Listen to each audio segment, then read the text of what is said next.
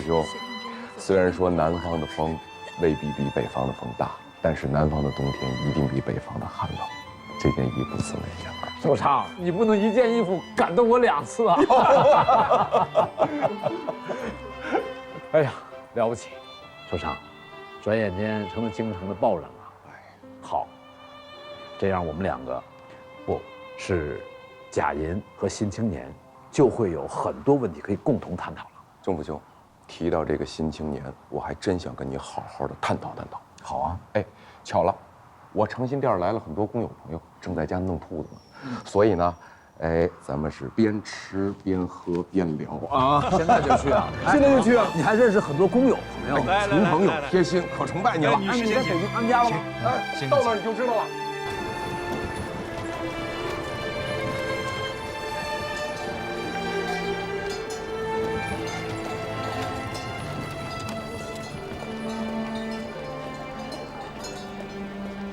来，仲甫兄，里头请，里头请，你先请。哎，书贵，哎，小山，来，我给2位介绍一下我的好朋友啊，这位就是我总跟2位说的陈独秀，陈仲甫先生。陈先生，你好，你好。哎呦，不敢当啊！2位是长辛店的产业工人，那是我们中国新的生产力的阶层啊。我陈某是特意来拜见的啊。陈先生，您抬举我们啊就是个下苦力的力吧。太客气了。陈先生，正好我们炖了野兔子肉，也包饺子呢，一会儿一块吃啊。那好，那我们一块来帮忙吧。啊，来，洗手，包饺子一块包。我给你加点热水。行，把衣服都脱里头啊。对，往里头放。陈先生，哎，您那么大一先生，真是一点架子没有，还亲自包饺子呢。我还亲自上厕所呢。哟，那真是麻烦您了。陈先生，大钊先生啊，经常跟我说起您。他怎么说我的？他说啊，您跟他是在日本吵架吵出来的朋友。我们不光是吵架，那天早稻田大学，那我是被当作卖国贼，被打得落花流水啊。这给我证明。哎，那大伙儿为什么打你？你不知道啊？那不还是都觉得你太极端、太偏激吗？哎呀，现在好了，咱俩现在可是一个战壕的战友了。一本《新青年》，给中国人带来了德先生和赛先生一声新文化的呐喊，让我们中国人看见了新生活的曙光啊！行了，别夸我了啊！你那个贾银日刊也很了不起，你在《陈忠报》写的《陈忠之使命》很有激情，读起来荡气回肠。人家邢岩先生都说了，我们贾银是跟着《新青年》的屁股后头爬行。我的那篇创刊词也是受你的启发写的，那根本就不值一提啊！哎呀，行了，咱俩别互相吹捧了啊！不过说真的啊，这个贾银日刊和《新青年》如果能一南一北遥相呼应，那可真是开一代风气啊！哎，仲甫兄，我觉得一南一北交相呼应啊，还真不如双剑合璧，全在北京扎根。北京，北京当下衙门林立，官僚扎堆儿，恐怕没有我们新青年的立足之地吧。北京城不光是衙门林立啊，还有大大小小的胡同呢，工厂呢，学校呢。你是不知道你们新青年现在在北京有多大反响。师爷，哎，你是北京高等师范附中的学生，又是《陈忠报》的兼职编辑，来，你给我们仲甫先生介绍一下《新青年》在你们青年人当中的反响。先生，这件事情我专门做过调查，凡是关心政治的学生，基本上每期必读。只是北京的学生很难弄到《新青年》。你看，是啊，我们想买都买不到。我想看的时候，只能让新刚跟他同学借。是这样，先生。上次我跟您说过，在北大也特别受欢迎。是吗？陈先生，我们工人也知道《新青年》，我们这铁路上那些识文断字的人，没事就讨论《新青年》。我也是东一耳朵西一耳朵的，就知道了。葛师傅，哎，那您知道德先生和赛先生吗？德先生和赛先生听说过，不太熟。哎，不过陈先生，你们提倡的那个白话文运动啊，我们工人特别欢迎，比那些文言文啊好懂，离我们近。葛师傅，哎，那你们工人阶级也很关心国家的事儿吗？当然关心了，自个儿家的事儿能不关心吗？但是陈先生，我们这些工人没什么文化，空有一身的力气，他没地儿使，就需要像你们这种人给我们指条明道。那上刀山下火海，我们都跟着。郑虎兄，北京这地界怎么样？卧虎藏龙。哎，新青年的宗旨是创造一代新人，但是新人是什么？我以为新人就是新学生、新工人、新农民，甚至是新官僚。你只有各个阶层都改造了，整个社会才能发生质变。北京呢，上通天，下接地，绝对是新青年的最好的用武之地。另外，在北京办杂志，还能使得编辑的力量得到加强。现在比较大、比较有影响力的杂志啊，都在采取同人编辑制。新青年如果还是仅仅是你和易白沙，那恐怕难以满足广大读者的需求。你看看，寿成啊，葛叔，今天你们还真是给我上了一课。不过，寿成，我要真是把新青年搬到北京来，我有2个条件。寿成，你说，第一，你得过来帮我，咱们一起干。我义不容辞，还能任你蹭饭呢。第二，我得问一下我老板，管钱的汪孟邹汪经理，要听听他的意见，看看他的态度。这蔡元培来看你2次，我早就看出来你被说动心了。你昨天晚上我想了一晚上，编辑在北京，印刷在上海，这样就把全国的路都摊开了，就更上一层楼了。对，好，寿成，那我就把战场摆到北京了。那太好了，太好了！哎，各位先生，这炖野兔子肉好了啊！哎，吃吧。我不吃兔子了，为什么呀？我属兔，正好也是野兔子。那你吃什么呀？那这不有饺子吗？陈先生，这饺子也是兔子馅儿的。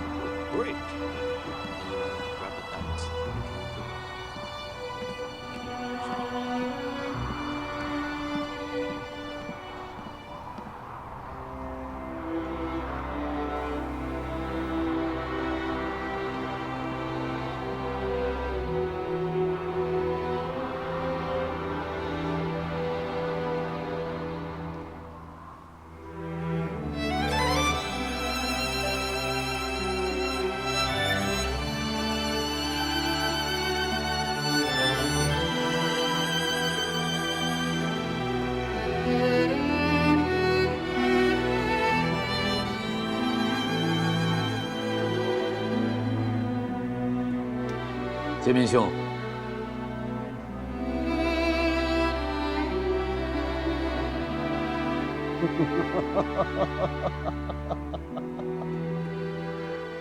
中福啊，我已经看到了你的态度了。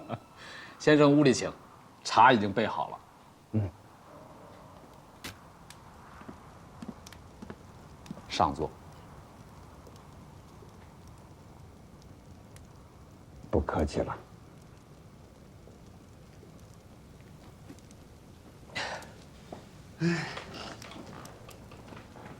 杰明兄三顾茅庐，对我如此抬爱，我若再不从命，那简直太不识抬举了。只是我从来没有在大学教过书，也没有过什么学位头衔，这能否胜任不得而知。我想这样，我试干3个月，如能胜任，我继续任职；如不胜任，我再回上海。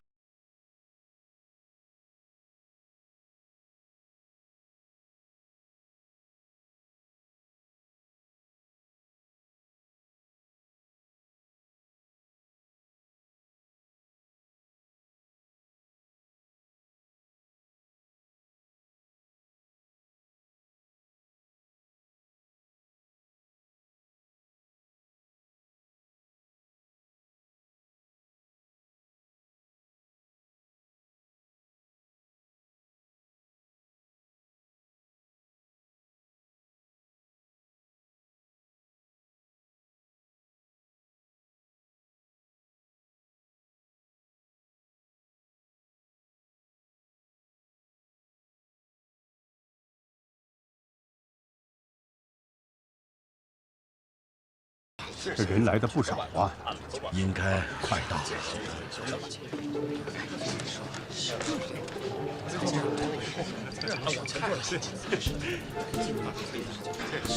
蔡先生，我也没见过。我觉得这个不成立。我觉得这个可以。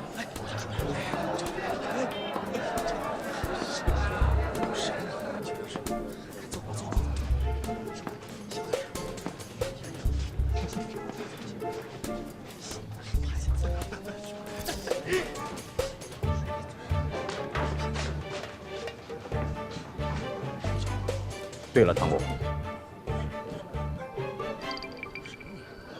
唐公啊，这篇文章你可看了？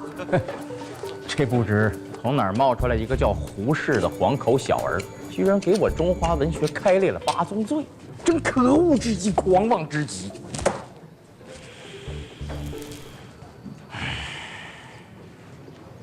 对于这种数典忘祖的东西，我是从来不看。不过，我倒听我的仆人说起过。哦，哎，郭教授，您的仆人也会文言文吗？我的仆人没读过书，但是他们不仅听得懂文言文，而且还听得懂英语。郭教授，您教导有方，这叫耳濡目染。那您仆人是怎么看胡适这篇文学改良厨艺呢？哦，三儿啊。你是怎么看着文学改良的呀？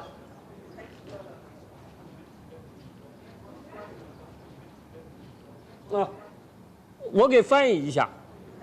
我们家三儿的意思啊，这大冬天的怎么还有拉拉鼓叫啊？这说的什么呀？这一理通达，妙哉！顾教授，那您对此事怎么看待呢？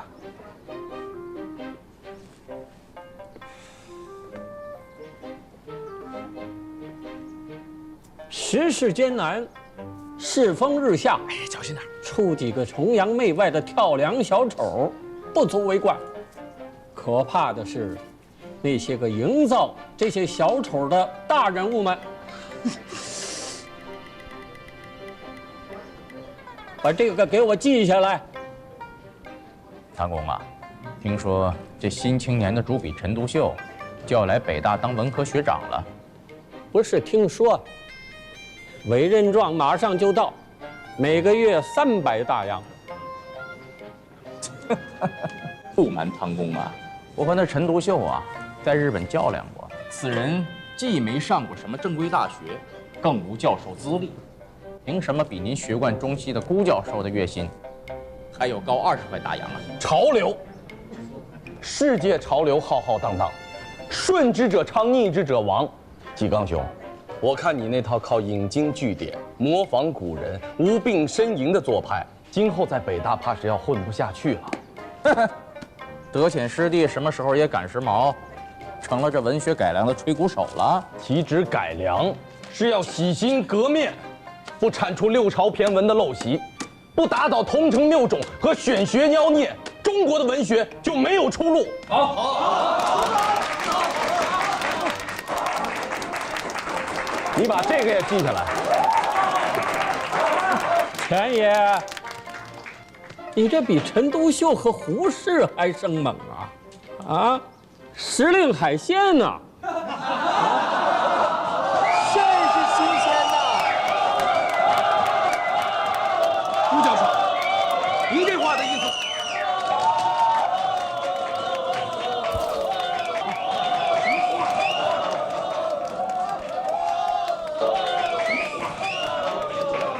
什么？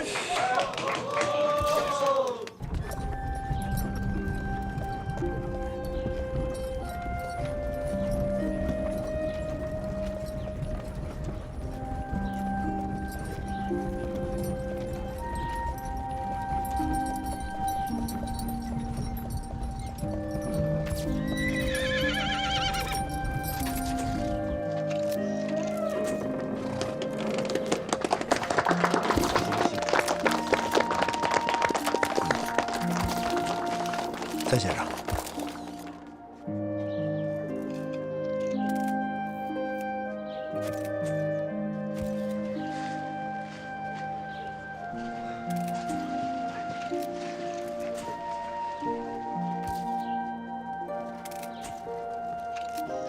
都准备好了，就等着您的就职演说呢。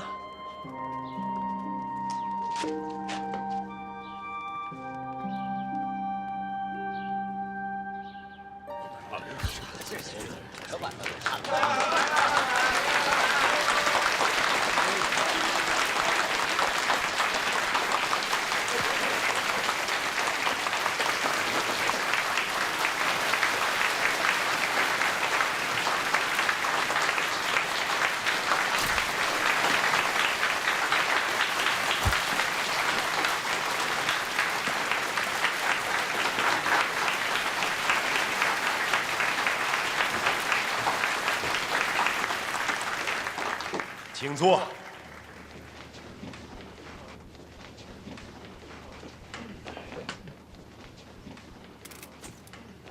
先生们、同学们，民国5年12月26日，奉大总统令，任命蔡元培为北京大学校长。此令。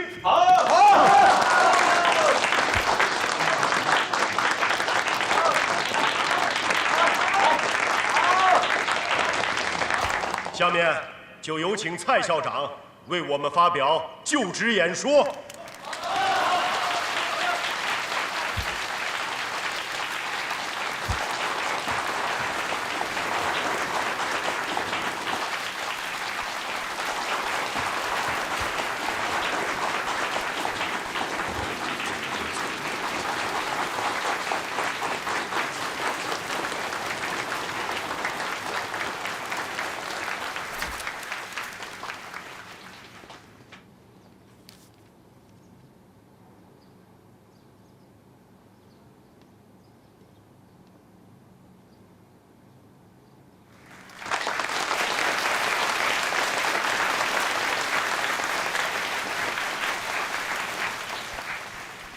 各位，5年前严复先生为北大校长时，我服务于教育部，做教育总长。记得北大开学的那天，我为本校做了一点贡献。诸君多自预科毕业而来，想必也知道，士别3日，刮目相看，何况时日已过去数年，诸君与往昔相比，一定有了长足的进步。我今天就要服务于北大，我有3件事要告诉诸君：一，抱定宗旨，诸君来此求学，必有一定宗旨。须知宗旨正大与否，必先知大学之性质。大学者，研究高深学问之者也。现在外面常常有人指责北大之腐败，是因为来此求学者都抱有当官发财的思想，以此为捷径。因为一心要做官，一心想发财，所以从不问教员之学问深浅，唯问教员官职的大小。官阶大的就特别受欢迎，这大概是为了方便毕业时有人提携吧。我想说的是，诸君来北大求学3年或4年，时间不为不多。如能爱惜光阴，孜孜求学，则其造诣定然会很高很深。诸君来北大求学的宗旨是做官发财，那这个宗旨就错了，求学的路就必然走偏了。平时也由考试来了才去翻读讲义，不问学问之有无，唯争分数之多寡。考试结束，书记束之高阁，毫不过问，潦草色泽，文凭到手即可以此活动于社会。光阴虚度，学问毫无，这是自误啊！这与到北大求学的真正宗旨是大相背驰的。大家也许还记得发生不久的辛亥革命。我们之所以要革命，就是因为清朝政府太腐败，就是现在也有许多人对现状不满意，也是因为社会道德沦丧。诸君在这个时候，如果不打好基础，勤奋求学，万一为生计所迫做了教员，则一定会耽误学生啊！你进入政界，则一定会耽误国家呀！这是耽误别人，误人误己，所以宗旨不可以不正当。这是我希望于诸君者之一。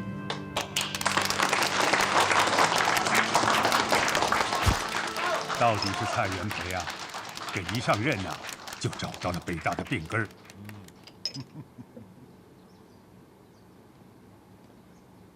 二，砥砺德行。如今的社会风气啊，越来越苟且敷衍，只顾眼前道德沦丧，败坏德行的事触目皆是。不是德行根基牢固的人，少有不被这种社会风气所污染。各位，国家的兴衰，要看社会风气是高尚还是低劣。如果都流行于这种社会风气，前途不堪设想。所以，要有卓越之人以身作则，尽力去矫正这种颓废的社会风气。诸君皆为大学学生，地位甚高，兼此重任，责无旁贷。如果德不修，学不讲，还与这种颓废的社会风气同流合污，那亦是侮辱自己，更何谈做他人的榜样呢？所以，品行不可以不严谨对待和修养，这是我希望于诸君者之二。三，尊敬师友，坦诚相见，开诚布公，相互勉励。各位，我们同处北大，要荣辱与共啊！我相信，我们北大一定会是出文化大家、思想大家的地方。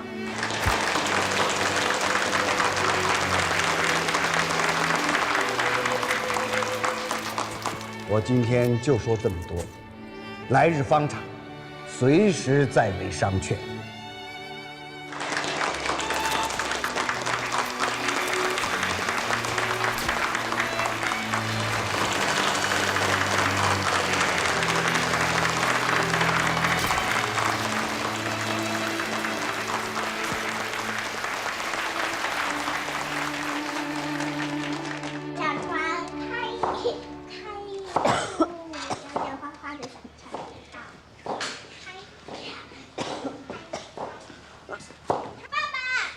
哎，嘿，爸爸，好吃吗？带了，当然带了，带什么好吃的？带什么好吃的在呀？箱子里，自己找啊。回来了，怎么也不给我打个电报啊？哎呀，打什么电报啊？这不到家了吗？急匆匆的。你怎么样啊？这次招股情况如何？不仅招股很顺利，还有一件很重要的事情我要告诉你。蔡元培先生现在是北京大学的校长。他想请我出任北京大学的文科学长，请了我3次，我答应了。答应了。我想能出任北大的文科学长，同时也可以把新青年带到北京去发展。那咱们又要搬家了。先别急，我是这么承诺蔡先生的：事干3个月，胜任则留任，不胜任我还得回到上海。所以我想，先一个人去北京。一个人去北京？那我们呢？一共不就3个月嘛？啊，等我熟悉工作，安排住所，全安顿好了，如果顺利的话，我再把你们接过去。行了。找到了。在上海，我还有几件事情要安排啊，你帮我收拾行李，轻车。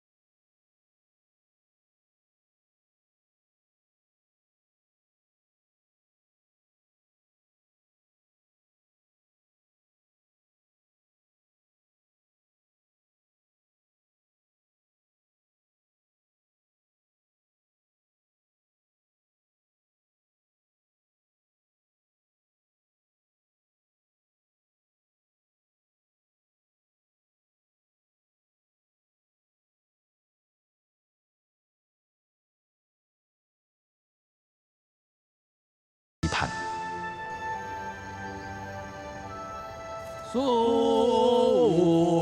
六虎皆不入，雪地有兵谏，穷愁19年，何以雪鸡屯战，牧羊北海边。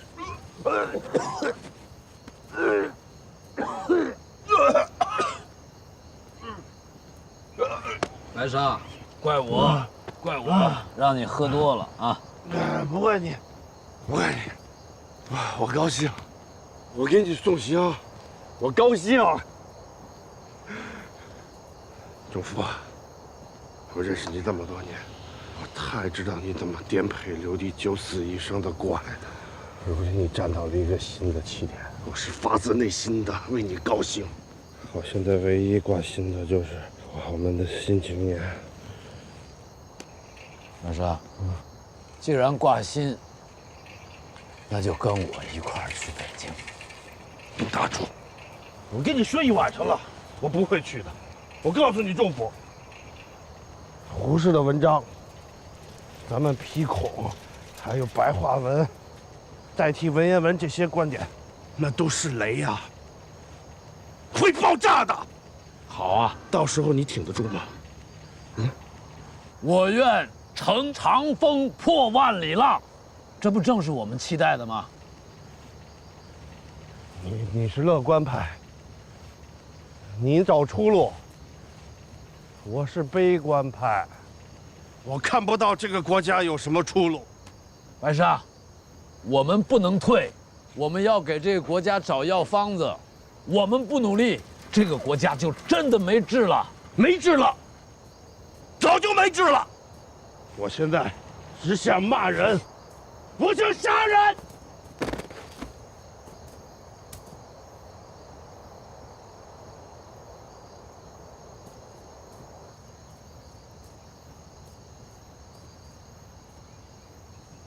你看，这星空多美啊！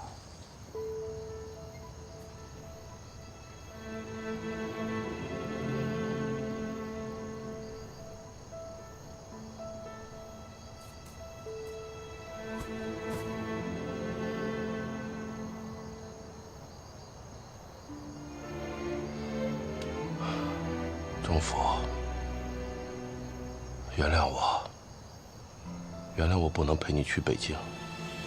不是不想跟你编辑《新青年》，我是不愿意跟那些统治者在同一个屋檐下，为他们做事儿，给他们碰臭脚。我就是去北京，也只有一种可能性，就是跟他们刀枪相见。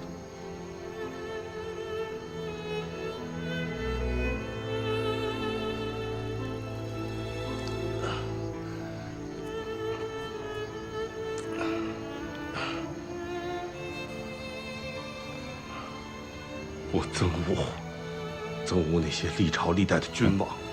我要回湖南，编一本大书。我要把这些君王干的坏事儿，他们所有的坏行径，这些坏德性汇结起来，公之于众，让他们遗臭万年。我要告诉民众，只有推翻这些统治者，我们才能过上好日子。可是我又知道仲福，我看不到希望。找不到出路。仲福，原谅我，我不是那个陪你找出路的人。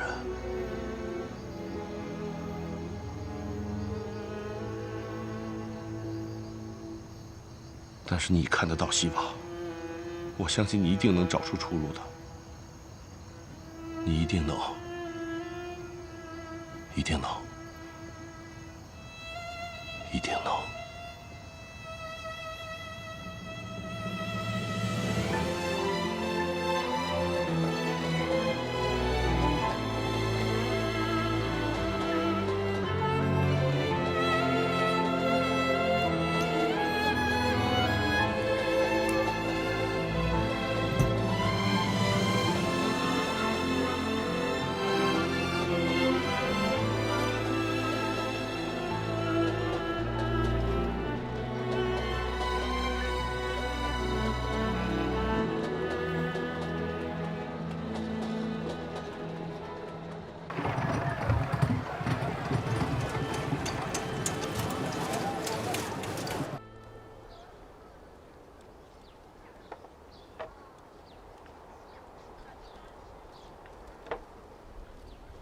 钟府兄，忙着呢。哎，新青年编辑部，可以啊。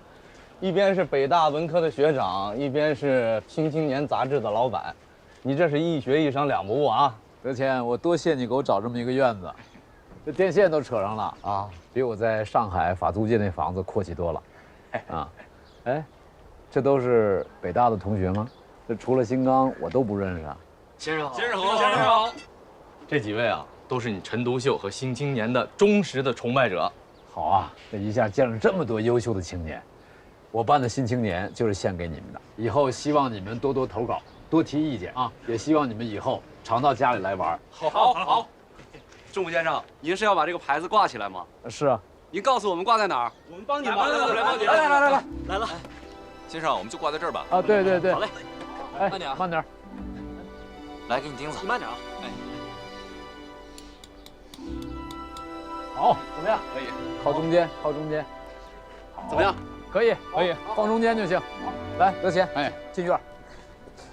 钟府兄啊，你说这么一个清秀的院子，是不是应该把嫂夫人也接来了？我听说她是北女社的毕业生，比你了解北京啊。哎呀，等我胜任了工作再说吧，免得徒劳往返。蔡先生好。蔡先生好。同学们好。这儿是编辑部。对，这还有个西厢房。啊，将来延年乔年要是来了，住这屋。陈大学长在家吧？哎呦，蔡公。钟府兄啊，我刚才看见新青年编辑部的牌子挂在这儿，我感觉比挂在北大要合适一些。我想先把牌子挂出去，出个安民告示，表明我们新青年进驻北京了，把阵地先占上。好啊，而且我还看见那么多优秀的同学到这儿，这就说明新文化在北大很受拥护。是，我也没想到，这么多同学都喜欢新青年。不过呢，我们还是要注意一些。你看啊，这次新青年发表了胡适那篇文章之后啊，就招来了反对，褒贬不一。我知道，黄侃、辜鸿铭都是死硬的反对派。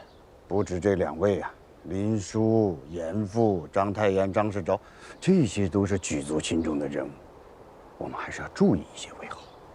蔡公，我到北京来是来战斗的，我喜欢战斗，也渴望战斗。对于这个社会，再不战斗，还有什么出路啊？您把我叫过来，不也是这个意思吗？你的勇气，我向来是赞誉的，也一直支持。不过呢，我们没必要去做一个堂吉诃德嘛。我这话，你明白吗？多谢蔡公提醒。来，参观一下。哎，我跟你说，明天要开校务会议，研究文科改革的事儿，我希望你能到场。好。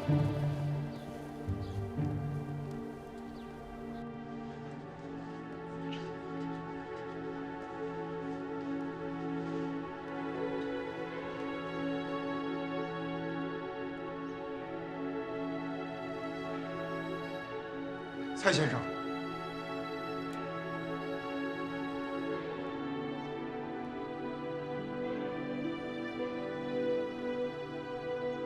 对不起，因为刚才我内急，所以迟到了，让各位先生在这里久等，我向大家赔礼了。请大家坐。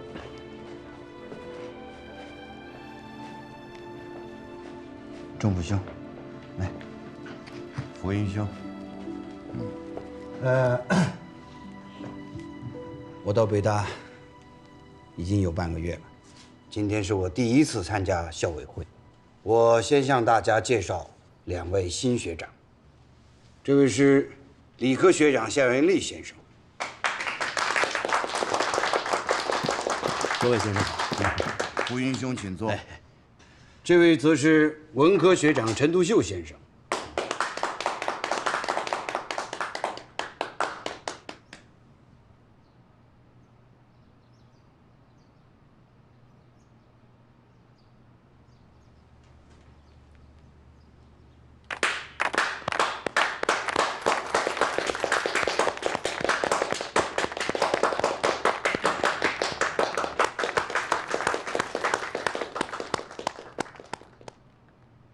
坐。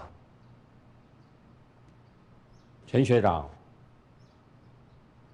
在没有开会之前，我想请教几个问题。蔡公，不知可否？顾先生不必客气。那好，请问陈学长，毕业于哪一所大学？早稻田大学没毕业，但上过。哦，那么在哪个学科有所专长？又有哪些学术专著呢？哎呀，我忙碌半生，没有专修过哪门学问，更没有什么学术专著。不过写几本学术专著倒是我毕生的追求。那既然如此，你又凭什么来担当我们北京大学文科的学长呢？对呀，是啊，我们是问你什么学问啊？凭啥当文科学长？我陈某一生追求真理，所以我愿意追随蔡先生，为再造一个新北大做一些力所能及的事情。陈某说过，我可以试做3个月，如果不合格，我自动辞职。3个月，如果这3个月我们北大的名声扫地，你能担当得起吗？谁又能承担这个责任呢？你连文凭都没有，怎么啊？怎么北大怎么办？唐山兄，这话有些过分了。陈学长是当今文化界公认的思想家，也是应我蔡元培3顾茅庐之邀请，更是教育部正式委任的北京大学的文科学长，他的资质没有任何问题。钟甫先生，顾教授他是一个直肠子，说话不把风，您不必介意和计较啊。我陈某不才，倒很愿意找机会能和顾教授切磋一些学术上的问题。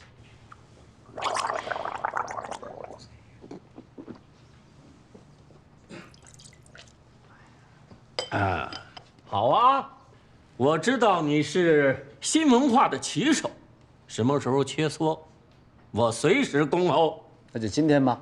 好了，好了，不用再说了，请坐。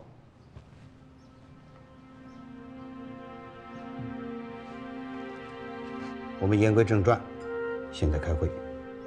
今天开会的议题是改革北大的教学工作。